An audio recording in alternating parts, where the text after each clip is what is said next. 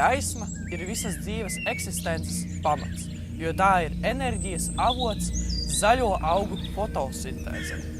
Tā kā šajā procesā no neorganiskajām vielām rodas organiskās, ko tieši vai netieši izmanto barībā citi organismi, gaismai ir vitāla nozīme visu ekosistēmas organismu eksistencē.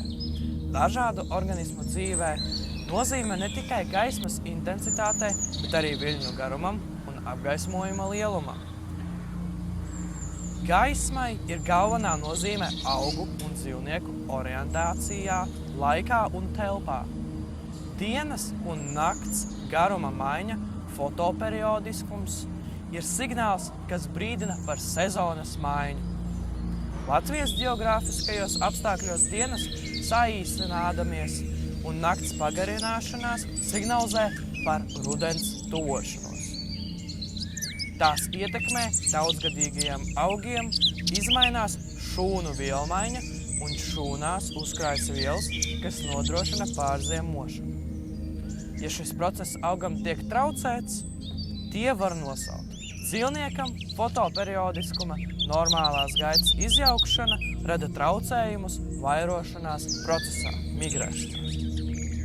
Augiem ir atšķirīgas prasības pēc apgaismojuma intensitātes. Augus, kuriem nepieciešams pilns apgaismojums, sauc par salmīļiem. Izteikti salmīļi ir priedes, apses, bērzi, baltais āboliņš un ganību airani. Nelielu noēnojumu pacieš ēncieši, piemēram, zaķskābenes un strutenes. Augus, kuriem pietiek ar 5 līdz 10% apgaismojumu, piemēram, meža sprigani, kreimeni, sauc par ēnmīļiem. Meža spriganis ir ēnmīļi. Tāpēc parasti aug mitrās vietās mežos un krūmājos, grāvjos un ūdens tilpju krastos. Spriganis ir viengadīgi augi. Ja pieskaras nobriedušam auglim, ogaļai, tad tas atsprāgs vaļā un izšauj sēkliņas vairāku metru attālumā. Tāpēc angļu valodā augam dots interesants nosaukums Touch Me Not balzam. Arī dzīvniekiem ir atšķirīgs nepieciešamās gaismas daudzums. Atkarībā no tā dzīvnieks iedala fotofīlos un fotofobus. Fotofīlie dzīvnieki nevar ilgstoši dzīvot tumsā. Pretējā gadījumā tiem sākas fizioloģiski traucējumi, un viņi var aiziet bojā. Fotofobajiem dzīvniekiem spilgts apgaismojums ir kaitīgs. Tie dzīvo alās, augsnē, dziļi ūdenī vai arī aktīvi tikai naktī.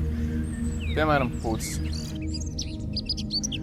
Dzīvniekiem, kuri patstāvīgi dzīvo tumsā, redzes orgāni ir reducējušies. Piemēram, kurmis visu savu dzīvi pavada paši izraktā daudzveidīgā tuneļa sistēmā.